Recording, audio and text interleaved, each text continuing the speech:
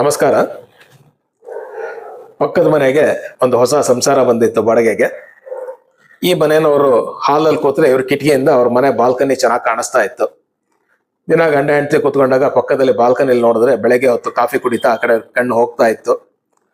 ಆ ಹೊಸದಾಗಿ ಬಂದಿರೋ ಸಂಸಾರದಲ್ಲಿ ಆ ಹೆಂಗಸು ಬಾಲ್ಕನಿಯಲ್ಲಿ ಬಂದು ಬಟ್ಟೆ ಒಣಗಾಕ್ತಾ ಇರ್ತಿದ್ರು. ಇವರಿಬ್ರು ಕೂತು ನೋಡೋರು.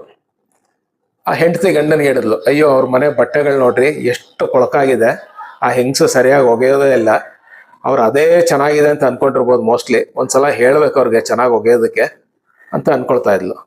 ಇದು ಒಂದು 2-3 ದಿನ ಆಯ್ತು.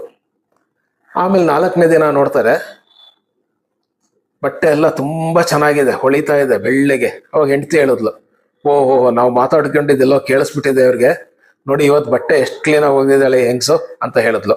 ಅವಾಗ ಗಂಡ ಹೆಂಡತಿಗೆ ಹೇಳ್ದ, ಹಾಗಲ್ಲ, ನಾನು ನಮ್ಮ ಕಿಟಕಿಗೆ ಮೆತ್ಕೊಂಡಿದ್ದ ಕೊಳೆ ಎಲ್ಲ ನಿನ್ನೆ ಕ್ಲೀನ್ ಮಾಡಿದ್ದೆ, ಅದಕ್ಕೆ ನಿನಗೀಗ ಕ್ಲೀನಾಗಿ ಕಾಣಿಸ್ತಾ ಇದೆ ಅಂತ ಹೇಳ್ದ.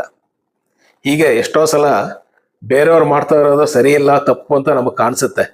ಆದರೆ ತಪ್ಪಿರೋದು ನಮ್ಮೊಳಗಡೆಯಲ್ಲಿ.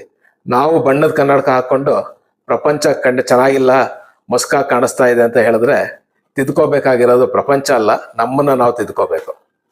ನಮಸ್ತೆ.